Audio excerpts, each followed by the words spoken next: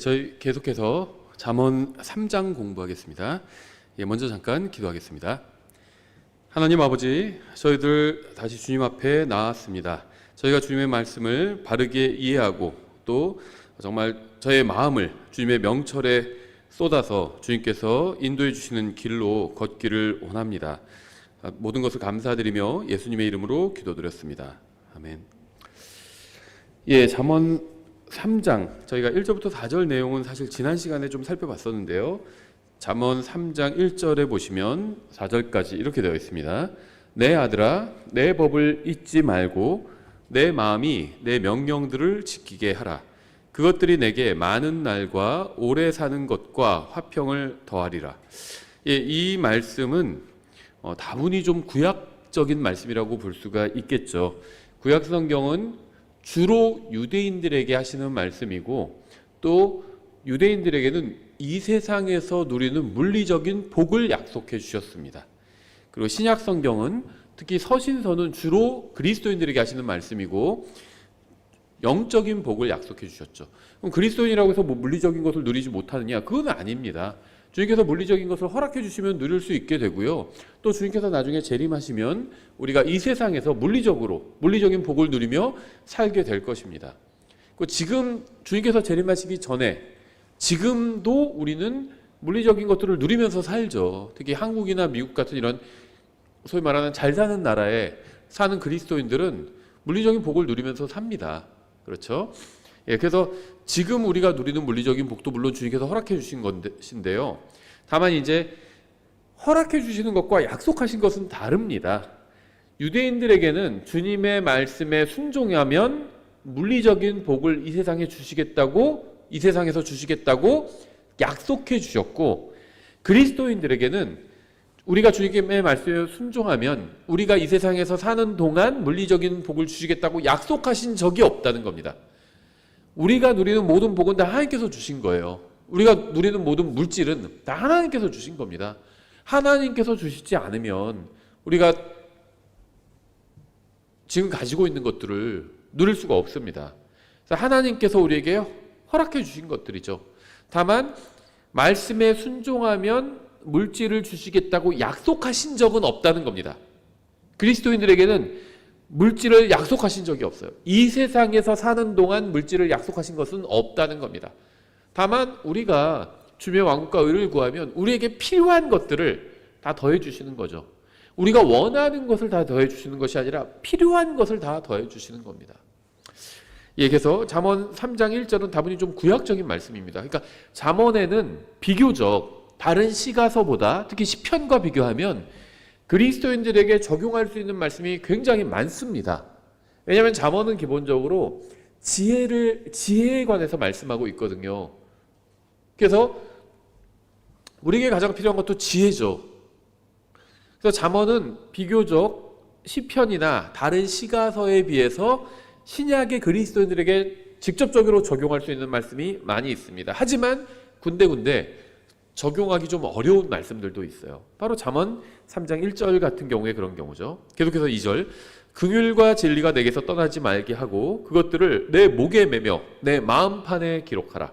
이거는 신약 성도들에게도 적용할 수 있죠, 충분히. 그러면 내가 하나님과 사람의 눈앞에서 호의와 선한 명철을 발견하리라. 우리는 주님의 긍휼과 진리가 마음에서 떠나지 않게 해야 합니다. 주님의 진리가 마음판에 기록된 사람은 하나님과 사람들 앞에서 호의를 잊게 됩니다. 한마디로 하나님의 말씀대로 사는 사람은 하나님께서도 그 사람을 기뻐하시겠죠. 또 사람들도 그 사람을 기뻐하게 됩니다. 우리가 하나님의 말씀대로 산다고 해서 사람들이 그것을 보고 감동을 하고 우리를 좋아하게 되고 우리가 그렇게 되는 것은 아닐 수 있어요. 하지만 사람들이 기뻐할 수는 있습니다. 이건 좀 다른 거죠. 우리가 하나님의 말씀대로 살면, 그러니까 누군가 하나님의 말씀대로 살면 그 사람은 다른 사람들에게 피해를 주지 않습니다. 그러니까 내가 하나님의 말씀대로 산다고 해서 다른 사람들이 다 하나님을 믿게 되는 건 아니에요. 이건 별개의 일입니다. 다만 내가 하나님의 말씀대로 살면 당연하게도 저는 다른 사람에게 피해를 주지 않게 됩니다. 그렇죠? 그래서 다른 사람들은 기뻐한다는 겁니다. 저로 인해서. 이웃이 좋은 이웃이에요. 그 이웃으로 해서 내가 기뻐할 수 있는 거죠. 다만 그 이웃이 믿는 걸 내가 똑같이 따라 믿지는 않는다는 거죠. 아무리 내 이웃이 좋은 이웃이라 할지라도 그 사람이 믿는 걸 내가 따라 믿지는 않습니다. 하지만 내 이웃이 좋은 이웃이면 기뻐하게 된다는 거죠. 호의를 잊게 된다는 겁니다. 이건 좀 다른 얘기죠. 이제 오늘 5절부터 8절까지 본격적으로 보겠습니다. 5절에 내 마음을 다하여 주를 신뢰하고 너 자신의 명철을 의지하지 말라. 내 모든 길에서 그분을 인정하라. 그러면 그분께서 내 행로들을 지도하시리라. 이 말씀은 잠언에서 가장 많이 인용하는 구절이면서 동시에 굉장히 강력한 말씀이기도 합니다. 이건 정말 구약 성도들뿐 아니라 신약의 그리스도인들에게도 정말 해당되는 말씀이고 신약의 그리스도인들도 마음에 새겨야 될 말씀입니다. 우리에게는 예수님이 필요합니다. 우리가 생각하는 것보다 우리가 필요하다고 느끼는 것보다 훨씬 더 많이 예수님이 필요합니다. 언젠가 우리는 모두 이 세상을 떠나게 될 것입니다. 지금도 많은 사람이 매일 세상을 떠나고 있습니다. 오늘도 많은 사람이 쉽지 않은 병에 걸렸다는 사실을 의사에게 통보받고 있습니다. 여러분과 저의 생명을 보장해 주는 것은 아무것도 없습니다. 우리도 언젠가는 며칠을 넘기기 어렵다는 진단을 받게 될 것입니다. 사실 모든 사람은 죽음과의 거리를 한 걸음밖에 두고 있지 않습니다. 그래서 모든 사람은 예수님을 필요로 합니다. 매일 매순간 예수 그리스도를 필요로 합니다. 만약 아직 구원받지 못했다면, 아직 죄를 용서받지 못했다면, 예수님을 구원자로 받아들인 적이 없다면 그러면 다시 태어나지 않은 것이고 구원받지 못한 것입니다.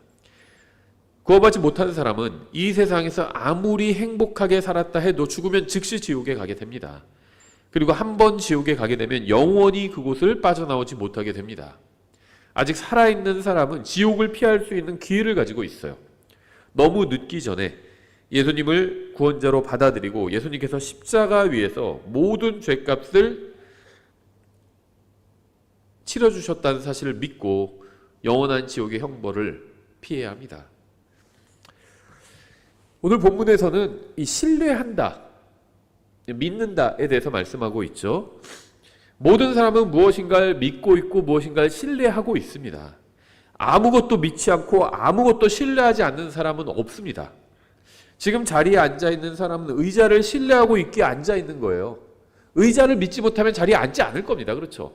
보니까 다리가 부러진 것 같고 건들건들거리는 것 같아요. 그럼 앉지 않을 겁니다. 거기 앉았다가 다칠 수 있으니까. 그러니까 의자에 앉았다는 건 의자를 신뢰한 겁니다. 이게 신뢰예요. 그러니까 신뢰는 모든 것을 다 하는 것을 의미하지 않습니다. 실제 의지하게 됩니다. 이게 신뢰예요. 내가 의자에 의지해서 앉아있잖아요. 이게 신뢰한 겁니다. 의자를. 이 정도 믿으면 된다는 겁니다. 그게 성경이 말씀하시는 믿음이에요. 아마 운전하면서 이 강의를 듣는 분도 있을 겁니다. 자신이 운전하는 자동차를 신뢰하고 있는 겁니다. 그러니까 운전하는 거죠. 자동차에 문제가 있다고 생각하면 즉시 멈추죠. 그래서 레카 부르겠죠. 근데 내가 차를 지금 신뢰하고 있기 때문에 운전해서 가는 거예요. 그게 신뢰입니다. 그게 믿음이에요. 그러니까 성경이 말씀하시는 믿음은 그 정도 믿음입니다. 막 뭐 더 심오한 걸 얘기하는 게 아니에요. 진짜 너무 안타까운 건 믿음과 싸우는 분들이 있어요. 믿고 싶은데 믿어지지가 않아요. 믿음이 뭐 대단히 무슨 신뢰하고 무슨 뭐 신비스러운 거라고 생각합니다. 근데 의자에 앉는 게 의자를 믿기 때문에 앉은 거예요. 그 정도면 되는 겁니다. 인정하는 거예요, 그냥. 아, 내가 여기 앉을 수 있다. 그걸 인정하는 겁니다. 차를 운전하잖아요. 자동차를 신뢰하는 겁니다. 자동차를 믿는 거예요. 내가 지금 운전해서 저기까지 갈 수 있다는 걸 믿는 겁니다. 심지어는요, 자동차를 믿을 때는 이 차를 내가 영원히 운전할 수 있다. 그렇게 믿는 것도 아니에요. 아, 자동차 언젠가 고장 납니다. 그렇죠. 20년, 30년, 40년 계속 쌩쌩한 차는 없어요. 아무리 오래 타는 차도 다 고쳐가면서 타는 겁니다. 근데 지금 내가 시동을 걸고 운전해서 어디를 가는 거는 이 자동차를 지금은 신뢰하는 거예요. 적어도 지금 내가 목적지까지 갈 수 있다. 그걸 신뢰하는 겁니다. 10년 후에도 쌩쌩할 거다. 100년 후에도 이 차는 쌩쌩할 거다. 그렇게까지 믿는 건 아니에요. 그걸 우리가 신뢰한다고 얘기하는 겁니다. 지금 내가 운전해서 갈 수 있어요. 그 정도 신뢰면 된다는 겁니다. 그러니까 성경이 말씀하시는 믿음, 신뢰도 believe, trust, faith도 비슷한 겁니다. 그러니까 그 정도 의지하면 그게 신뢰한 거예요. 더한 건 없습니다. 내가 그 정도는, 그래, 나도 그 정도 믿는 것 같아. 근데 그거는 아닐 거야. 영원한 생명을 받는 건데, 더한 믿음을 요구할 거야. 그런 건 없다는 겁니다. 진짜 너무 안타까워요. 우리나라에서 이상한 거 가르치는 사람들이 있어. 복음 전하고 구원을 강조한다고 하면서도 무슨 믿음이 뭐 더 다른 게 있는 것처럼 얘기하는 사람들이 있습니다. 스폴전이 이런 말을 했어요. 떨리는 손으로도 황금을 받을 수 있다, 이렇게 얘기했습니다. 손을 내밀면 되는 겁니다. 그럼 황금 받을 수 있는 거예요. 더 강한 손이 필요한 게 아니라는 겁니다. 이 믿음은 우리 기관의 손과 같거든요. 다른 사람이 주는 선물을 받아들일 수 있는 게 믿음이잖아요. 영적인 것을 받아들일 수 있는 게 믿음이잖아요. 마치 손으로 다른 것 무엇인가를 받을 수 있는 것처럼 떨리는 손으로도 황금을 받을 수 있어요. 손을 내밀기만 하면 됩니다. 헬스를 많이 하면 막 근육이 있고 막 강한 손을만 좋은 선물을 받을 수 있는 게 아니에요. 아기가 손을 내밀어도 거기에 돈을 쥐어줄 수 있잖아요. 그게 믿음이라는 겁니다. 이 세상 사는 모든 사람은 무엇인가를 신뢰하고 믿고 있어요. 성경은 그저 신뢰하라고만 하지 않습니다. 그저 무엇이든 신뢰하기만 하면 된다, 이렇게 생각하는 건 이 세상의 생각일 뿐입니다. 심지어 너 자신을 믿어라, 그런 얘기도 하잖아요. 믿음이 중요하다. 근데 성경은 그렇게 말씀하신 적이 없어요. 이 세상은 그저 무엇이든 믿기만 하면 된다고 하고, 심지어 그런 것이 바로 기독교 정신인 것처럼 말하기도 합니다. 하지만 성경은 단 한 번도 그렇게 말씀하신 적이 없어요. 성경에서 말씀하시는 믿음은 항상 하나님의 말씀을 믿는 것을 의미합니다. 성경이 말하는 믿음에는 항상 목적어가 있어요. 무엇을 믿는지 혹은 누구를 믿는지는 믿음에서 가장 중요한 사항입니다. 우리는 무엇인가를 믿어야 하고요, 누군가를 신뢰해야 합니다. 단순한 믿음만으로는 아무 의미가 없습니다. 무엇을 믿는지, 누구를 신뢰하는지가 핵심입니다. 성경은 주를 신뢰하라, 이렇게 말씀합니다. 신뢰한다는 것은 확신을 갖는다는 것을 의미하죠. 신뢰한다는 것은 생각과 마음으로 온전히 의지하는 것을 의미합니다. 신뢰한다는 것은 친구로 받아들이는 것을 뜻하기도 합니다. 따라서 주님을 신뢰하라는 말은 주님 안에서 확신을 가지라는 의미예요. 의자를 신뢰하는 게 확신을 갖고 의자에 앉는 거잖아요. 대부분 다 의자를 신뢰하거든요. 겉보기에 괜찮아 보이면 다 신뢰합니다. 그래서 그냥 앉는 거죠, 생각 없이. 이게 신뢰하는 겁니다. 조심스럽게 엉덩이 조금 내밀어서 이렇게 살짝 닿아보고, 그건 신뢰하는 게 아니에요. 그렇죠? 의자가 쓰러질 것 같을 때는 그렇게 하죠. 살짝 앉아보죠. 그건 신뢰하는 게 아닙니다. 그 손으로 눌러보기도 하고, 그건 신뢰하는 게 아니에요. 그냥 앉는 게 신뢰하는 겁니다. 그 정도 신뢰하는 게, 그게 성경이 말씀하시는 믿음이에요. 그 정도 믿으면 믿는 겁니다. 뭐 더 이상 더 대단한 게 있는 게 아니라는 겁니다. 주님을 신뢰한다는 것은요, 주님의 의로우심과 전능하심으로 인해서 마음이 완전히 평안 가운데 있는 겁니다. 예수님을 믿으면 구원 받는다고 하셨잖아요. 그걸 믿는다는 것은 그걸 믿으면 마음이 평안한 거예요. 그게 신뢰한 겁니다. 성경은 주를 신뢰하라고 말씀합니다. 주님께서 우리가 신뢰하기 위해 필요한 모든 것을 준비해 두셨어요. 주님께서는 우리가 신뢰하기만 하면 그 신뢰에 응답해 주실 준비가 되어 있습니다. 성경은 단 한 번도 종교를 믿으라고 말씀하신 적이 없어요. 교회를 신뢰하라고 말씀하신 적도 없습니다. 구약의 대언자든 신약의 사도들이든 누구도 나를 믿어라, 이렇게 말한 적도 없어요. 사도 바울이 나를 믿어라, 그렇게 말하지 않았다는 겁니다. 성경은 사람을 믿으라고 말씀한 적이 없습니다. 성경은 항상 주님을 신뢰하라고 말씀합니다. 사람을 신뢰하면 항상 실망을 하게 됩니다. 저는 어떤 목사님을 신뢰했다가 실망했다는 얘기를 정말 많이 들었어요. 목사로 인해 상처받았다는 사람에게 대신 사과한 적도 있습니다. 근데 목사가 성경을 제대로 가르친다면 그가 가르쳐준 말씀을 신뢰할 수 있는 거죠. 목사는 하나님의 말씀을 전하는 도구일 뿐이지만 믿음과 신앙과 신뢰의 대상은 아닙니다. 아무리 좋은 목사, 훌륭한 목사라도 신뢰하게 되면 그 끝은 실망일 뿐이에요. 그래서 하나님께서는 목사를 신뢰하라 이렇게 말씀하지 않으시고 주를 신뢰하라 이렇게 말씀하셨습니다. 예전에 어떤 분은요, 자신이 누군가에게 실망했다는 하소연을 저에게 했습니다. 자신에게 복음을 전해준 사람이고 바른 성경을 알려준 사람이었는데 결국 자신의 뒤통수를 쳤다는 거예요. 자신에게 복음과 성경을 알려준 사람이었기에 온전히 신뢰했는데 어떻게 결정적인 순간에 자기를 배반할 수 있는지 모르겠다고 하면서 허탈해했습니다.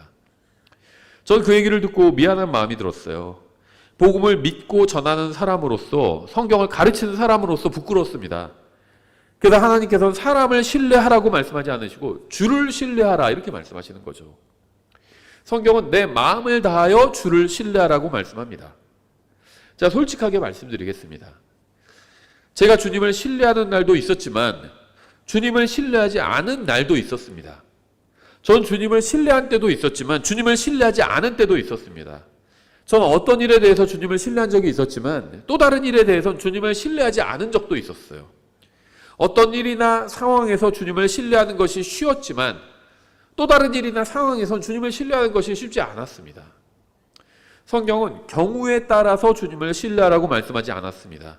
절반만 주님을 신뢰하라고 말씀하지도 않았습니다. 성경은 내 마음을 다하여 주를 신뢰하라고 말씀합니다. 마음을 다해 주님을 신뢰하라는 것은 온전히 전적으로 완전하게 흔들리지 말고 성경의 위대하신 하나님을 신뢰하라는 의미입니다. 시편 37편 3절 이렇게 말씀하고 있어요. 주를 신뢰하고 선을 행하라. 주님을 신뢰하면 진짜 편한 마음으로 선하게 행할 수 있습니다.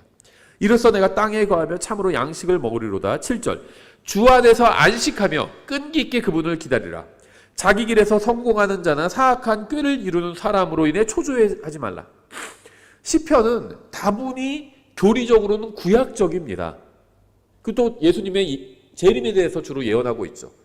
다분히 구약적인데요. 우리가 지금 제가 시편 37편 3절과 7절을 인용한 이유가 있어요. 이 신뢰가 뭔지 제가 성경적으로 해석해 드리는 겁니다. 주를 신뢰하라 이렇게 말씀하고 있죠. 근데 7절에서는요. 말을 살짝 바꿔서 주 안에서 안식하라고 말씀하고 있어요. 신뢰한다는 건 안식하는 겁니다. 마음이 편안하게 쉴 수 있는 거예요. 내가 신뢰할 만한 사람이 옆에 있으면 내 마음이 편안해지잖아요. 그렇죠? 보통 가족들을 신뢰하니까 집에 오면 마음이 편안해집니다. 누가 나를 갑자기 공격하면 어떡하지? 이런 생각 안 해요. 편안한 마음으로 있을 수 있어요. 왜냐하면 신뢰하니까. 근데 신뢰가 가지 않는 사람이 있습니다. 어떤 사람이 복면을 쓰고 무슨 뭐 큰 무기를 들고 내 옆에 있으면 내가 마음이 편하지 않잖아요. 왜냐면 난 그 사람을 신뢰하지 않기 때문이거든요. 근데 경찰 제복을 입은 사람이 옆에 딱 총을 차고 있으면 마음이 편안합니다. 보통 경찰을 신뢰하거든요. 그럼 좀 나쁜 사람들이 있어도 안심할 수 있어요. 경찰들이 옆에 있으면. 그렇죠. 왜냐하면 경찰을 신뢰하니까. 그러니까 신뢰를 하면 안식할 수 있는 겁니다. 그래서 시편 37편 3절에서 주를 신뢰하라고 말씀하고 있고 7절에서 주 안에서 안식하라고 말씀하고 있는 거예요. 신뢰하는 게 안식하는 거예요. 편안해지는 겁니다. 주님을 신뢰하는 사람은 주님 안에서 안식합니다. 주님을 신뢰하지 않는 사람은 사악한 사람들로 인해서 초조해하지 않아요. 초조해하게 됩니다. 그러니까 주님을 신뢰하면 나쁜 사람들로 인해서 초조해하지 않는다는 겁니다. 왜 구원받았다고 하는 사람들이 초조해하는 줄 아세요? 막 정치판 돌아가는 거, 세상 돌아가는 걸 보면서 초조해합니다. 이러다 큰일 나는 거 아니야? 왜 그런 줄 아세요? 주님을 신뢰하지 않기 때문이에요. 중세에 사악한 통치자들이 있었어요. 얼마큼 사악했는 줄 아세요? 기독교 국가의 통치자라고 하면서도 사람들이 성경을 읽으면 잡아서 죽였습니다. 성경을 번역하고 성경을 나눠주고 보급하고 이런 사람들 잡아서 죽였어요. 틴데일은 성경을 번역하고 보급했죠. 번역만 한 게 아니라 보급까지 했습니다. 그래서 틴데일을 보통 하나님의 밀수업자 이렇게 부르거든요. 영국에서 성경을 번역하고 보급하는 걸 금지하니까 도망갔어요. 해외로. 엔터프로 도망갔어요. 거기서 성경 번역하고 그다음에 자기가 역수입해왔죠. 몰래 밀수해 왔어요. 성경을. 근데 나중에 어떻게 되죠? 틴데일 잡아서 틴데일 목 졸라 죽여버리죠.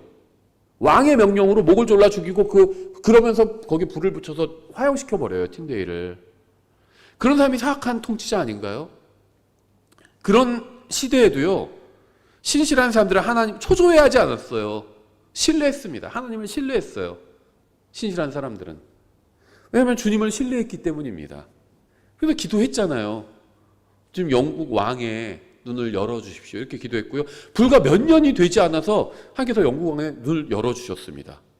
그래서 어떻게 됐는지 아시죠?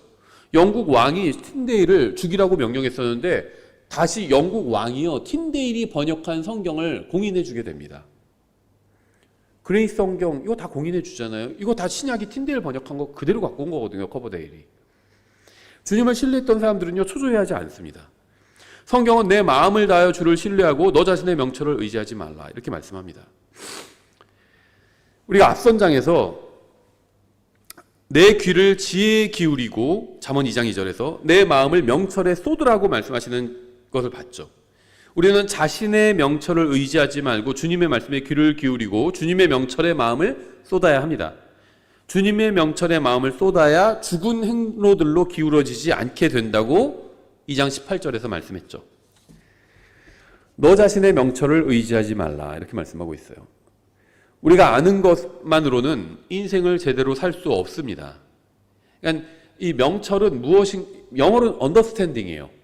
그러니까 무엇인가 의지하는 것, 이해하는 겁니다. 그렇죠? 나의 이해력 이런 얘기를 하죠. 이해력. 저 사람 이해력이 되게 크다. 이해를 잘한다. 그런 얘기를 합니다. 그러니까 자기의 이해력 이게 어떤 바라보는 관점까지도 다 포함하고 있어요. 내가 세상을 이해하는 거. 현자들은 세상을 많이 이해하는 사람을 우리가 현자라고 부르잖아요. 그렇죠?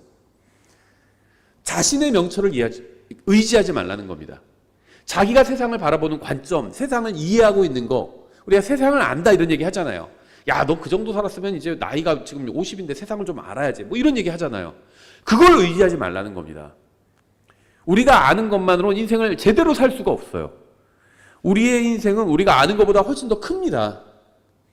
그래서 우리는 우리 자신의 명철을 의지해선 인생을 제대로 살 수가 없습니다. 인생은 우리의 명철보다 클 뿐 아니라 우리의 능력이나 힘보다도 더 큽니다. 그래서 살다 보면 막 힘에 부칠 때가 있잖아요. 내 인생인데도 무슨 뭐 나라를 경영하다가 힘에 부치는 게 아니라 그냥 내 인생을 사는데 한 사람의 인생을 사는데도 힘에 부칠 때가 있어요. 왜냐하면 우리 인생이 나보다 더 크거든요.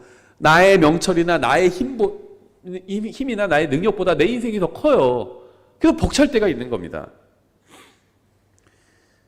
그래서 우리는 우리의 힘만으로는 절대로 제대로 된 인생을 살 수 없습니다. 우리는 우리 자신이 아니라 모든 것을 아시고 모든 것을 하실 수 있는 위대하신 하나님을 의지해야 합니다. 내 마음을 다하여 주를 신뢰하고 너 자신의 명철을 의지하지 말라. 우리는 주님을 신뢰하고 주님을 의지해야 합니다. 마치 의자를 의지하고 있는 것처럼 그렇게 주님을 신뢰하고 의지해야 합니다. 주님께서 우리를 붙들어 주시고 지탱해 주시고 필요를 공급해 주시고 유지시켜 주시는 분이라는 사실을 인정하고 그분을 신뢰해야 합니다. 제가 계속 의자 얘기하는데 의자에 앉으면 정말 내 힘을 다 의자에 내려놓잖아요. 발이 땅에 닿지 않아도 의자에 앉을 수 있어요. 100% 의자를 의지하는 거죠. 그렇게 주님을 신뢰하는 겁니다. 그렇게 주님을 의지하라는 거예요. 앉아있을 때 의자에 앉는 것처럼 그렇게 의지하는 겁니다. 그게 믿음이에요. 성경에서 말씀하시는 그게 신뢰고 더 무슨 뭐 영적인 무슨 고상한 무엇인가 있지 않습니다. 그런 함정에 빠지면요 제대로 살 수가 없어요. 아니 책상을 왜 책상이라고 불러? 이상하지 않나요? 책을 왜 책이라고 불러요? 그런 생각에 빠지면 제대로 살 수가 없어요. 그냥 생각 자체에 매몰되게 됩니다. 아니 책을 왜 책이라고 부르는지 생각해 보셨어요? 의미 없어요. 그런 거 생각해 봐야. 그러니까 어떤 단어의 정의에 매몰돼서 무엇인가 우리가 일상적으로 사용하는 의미 외에 무엇인가 더 대단한 것이 있을 것이다. 이렇게 생각하면요. 아무것도 할 수가 없습니다. 그건 어떤 시면을 들여다보는 것과 비슷해요. 철학자들도 그런 얘기 하잖아요. 시면을 들여다보지 말라고. 그럼 시면이 당신을 들여다볼 것이다. 이런데 한마디로 머리 돌아버린다는 거예요. 믿으면 되는 겁니다. 근데 믿음이 뭔지 모르겠어요. 자꾸 이러고 있어요. 안타까워요. 굉장히. 예레미야서 9장 23절 이렇게 말씀합니다. 주가 이같이 말하노라. 지혜로운 자는 자기 지혜를 자랑하지 말고 용사는 자기 힘을 자랑하지 말며 부자는 자기 재물을 자랑하지 말라. 여기서는 사람이 의지하고 자랑하는 세 가지를 말하죠. 사람은요 자신의 지혜와 얼마나 똑똑한지 또 힘과 그 다음에 재물을 자랑합니다. 하지만 그러한 것들은 한계가 있어요. 그래서 24절 이렇게 말씀합니다. 오히려 자랑하는 자는 이것, 즉 자기가 깨달아 나를 아는 것과 하나님을 아는 것, 또 내가 땅에서 인자함과 판단의 공의와 의를 베푸는 주라는 것을 자랑할지니라. 나는 이 일들을 기뻐하느니라 주가 말하노라. 우리의 힘과 능력에 한계가 있는 것처럼 우리의 명철에도 한계가 있습니다. 그래서 우리는 자신의 명철을 의지해서는 안 됩니다. 그러니까 명철은 이해하는 힘, 해석하는 힘이에요. 근데 이거를 의지하지 말라는 겁니다. 틀릴 수 있어요. 내가 이렇게 세상을 이렇게 보는데, 내가 보기엔 이런데, 내가 이 업계에서 경력이 이 정도 쌓았으면 이렇게 내가 그 관점으로 보고 있는데, 근데 하나님은 다른 말씀을 하고 있다면 그 하나님의 말씀을 신뢰하라는 겁니다. 그냥 내가 보기엔 그거 버리라는 거예요. 틀릴 수 있다는 겁니다. 우리는 선한 사람들이 왜 큰 병에 걸리고 죽는지 다 알지 못해요. 참 이해가 안 된다 이럴 때가 있잖아요. 왜 그런 일이 일어날까 이해가 안 된다.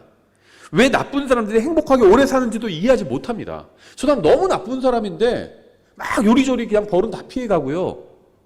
왜 이런 일이 일어나는 거지? 이해가 안 돼요. 왜 어리석은 사람들이 선택해서 막 대통령이 되게 하고요. 말도 안 되게 어리석고 바보 같은 사람이고 그냥 사악한 사람이고 자기만을 위해서 사는 사람인데 그 사람을 국민이 뽑아줘요.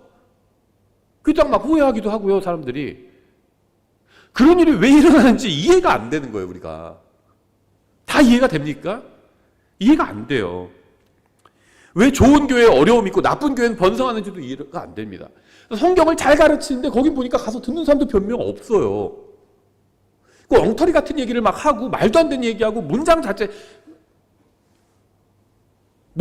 단순한 문장도 막 비문이 섞여 있고 말도 안 되는 얘기를 하고 자기한테 다 돈 갖다 바치라고 그러고 그런 얘기를 하는데도 거기 사람들 막 다 몰려 있습니다. 왜 그런지 우리가 이해가 안 돼요. 그렇죠. 그러니까 이 세상에는 우리가 이해하지 못하는 일들이 수없이 많이 일어납니다. 그래서 성경은 주님의 명철의 마음을 쏟으며 주님을 자랑하라고 말씀합니다. 우리가 이 세상을 이해하지 못한다는 거예요. 그러니까 이 세상의 그 복잡성은 우리가 다 알지도 못하고 이해하지도 못한다는 겁니다. 근데 주님은 다 아시잖아요. 그래서 주님께서 말씀하신 대로 그냥 그 길로 가라는 겁니다. 알려줘봐야 모르니까. 아이들 키워보신 분들 아실 거예요. 때로는요, 아이들한테 우리가 설명해 줄 때가 있어요. 아빠 이거 왜 그래? 왜? 자꾸 왜를 물어봐요. 그러면 이건 이래서 그래 설명해 주다가 어떤 건 설명하기에는 아이가 이해하지 못하는 것들도 있습니다. 아이가 아직 너무 어려서 설명해 줘 봐야 이해하지 못하는 것들도 있어요. 그럴 때 뭐라고 그러죠? 그냥 이거 네가 나중에 알게 돼. 그냥 이건 아빠 시키는 대로 그냥 해. 그렇게 얘기할 때도 있다는 겁니다. 우리가 하나님의 말씀을 통해서 지혜로워지면 하나님께서 설명해 주실 수 있어요. 근데 우리가 너무 지혜가 없어요. 그러니까 하나님께서 다 설명해 주시기 어려운 것도 있어요. 우리가 너무 지혜가 없어서.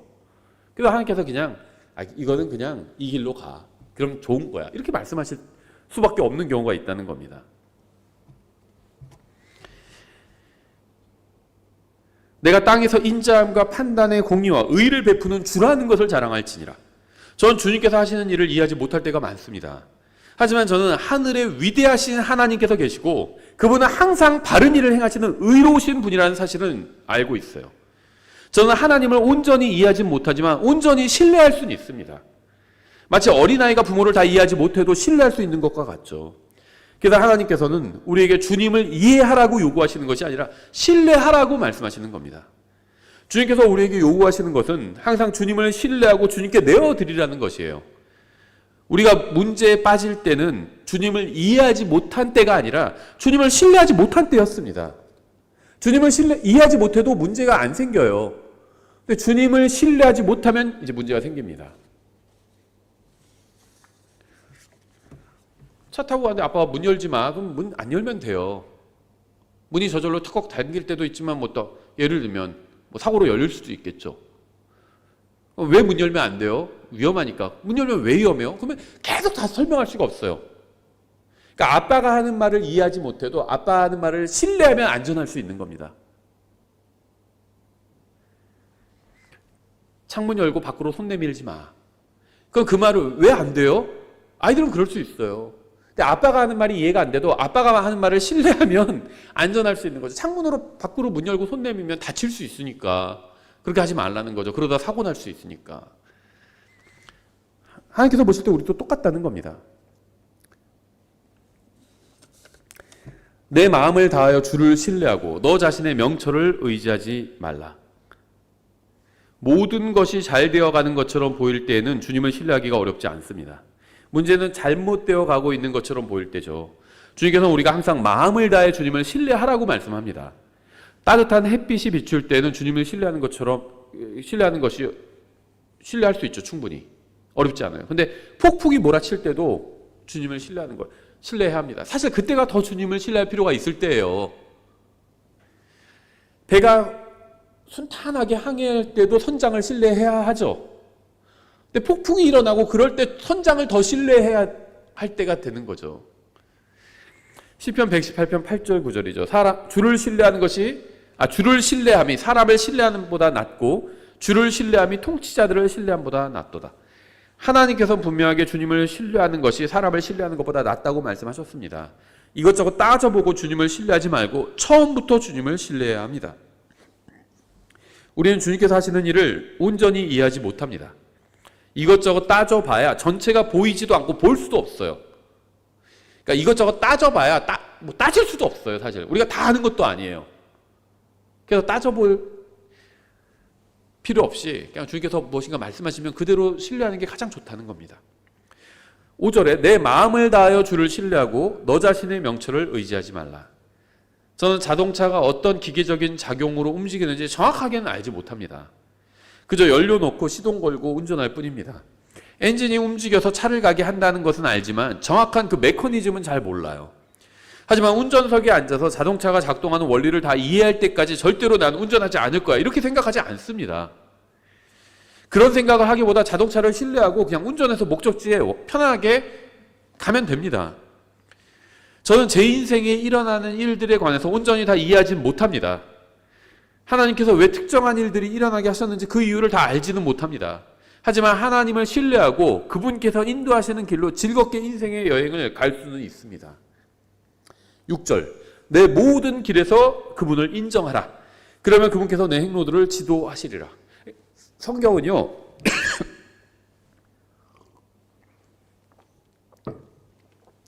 비슷한 말을 단어만 바꿔서 반복하는 경우가 있어요. 왜 그럴까요? 강조하기 위함이죠. 그거는. 근데 이렇게 함으로써 어떤 단어의 정의를 우리가 배울 수 있게 해준다는 겁니다. 같은 말인데 말을 바꿔서 해요. 그러면은 그 단어의 의미를 알게 된다는 거죠. 이게 우리나라 말로는 하나밖에 없어서 그냥 하나로 번역하지만 영어로는 그 여러 단어를 킹제임스 성경에서 사용하는 경우가 있어요. 그 대표적인 게 하나가 즉시라는 말이죠. 그러면 복음서에 특히 그런 경우들이 있는데요. 그때 즉시 그들이 뭘 했다. 아니면 그때 즉시 예수님께서 뭘 하셨다. 이럴 때 즉시 immediately 이렇게 표현하기도 하고 아논이라고 쓰기도 합니다. 둘 다 우리나라 말로는 즉시라고 번역할 수밖에 없어요. 같은 말이에요. 흥정에서 제가 뭐라고 했는지 잘 기억이 안 나는데 아마 둘 다 즉시라고 번역한 것 같아요. 일반적으로 그렇게 번역합니다. immediately나 아논이나 다 즉시예요. 그런데 그러니까 한국말엔 이게 해당이 안 되지만 영어권 독자들은 아논이란 단어를 일반적으로 일상생활에서는 잘 안 쓰죠. 안 쓸 겁니다. 그러면 그 단어를 잘 모를 수 있어요. 그런데 구절이 똑같아요. 똑같은데 immediately 대신 그게 빠지고 아논이라고 들어가 있어요. 복음서에 보면. 그러면 그걸 통해서 알 수 있죠. immediately, 아논의 뜻은 immediately구나. 즉시구나. 이렇게 알 수 있다는 겁니다. 여기도 제가 왜 말씀을 드리냐면요. 믿는다, 신뢰한다, 이건 같은 말이죠. 근데 믿고 싶은데 믿는 게 뭔지 몰라요. 신뢰하고 싶은데 신뢰하는 게 뭔지 몰라요. 이렇게 얘기하는 사람들 참 많습니다. 최근에도 저한테 그거 물어보시는 분이 있어서 제가 답을 해드린 적이 있는데요. 믿음을 다른 말로 하면 인정하는 겁니다. 요한복음 3장 36절에서 아들을 믿는 자에게는 영존하는 생명이 있고 이렇게 말씀하고 있죠. 예수님을 믿으면 영존하는 생명을 받게 된다는 겁니다. 그 믿는 사람 안에 영존하는 생명이 들어간다는 거예요. 믿음의 결과는 영존하는 생명이죠. 근데 요한일서 3장 23절 뭐라고 말씀하고 있죠? 아들을 인정하는 자에게는 아버지가 있고 이렇게 말씀하고 있습니다. 아들을 인정하는 사람에게는 아버지가 있대요. 성령님께서 아버지께서 성령님을 통해서 들어오시는 거죠. 그러니까 영존한 생명이 있는 사람 구원받은 사람이죠. 아버지가 있는 사람은 구원받은 사람입니다. 근데 영존하기 위해서는 믿어야 하고요. 아버지가 그 안에 들어오시기 위해서는 인정해야 합니다. 그럼 믿음이 인정하는 거와 똑같은 거죠.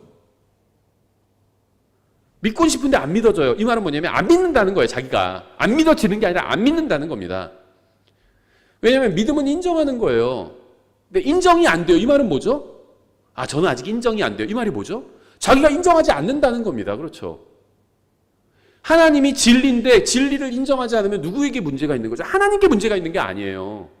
세상에서는 내가 당신 아직 인정 못하겠어. 이 말은 당신이 아직 충분한 증거를 보여주지 않았고 당신에게 문제가 있다는 거죠. 그래서 네가 그런 말 하지만 난 인정 못해. 이 말은 뭐냐면 내가 정당하다는 겁니다.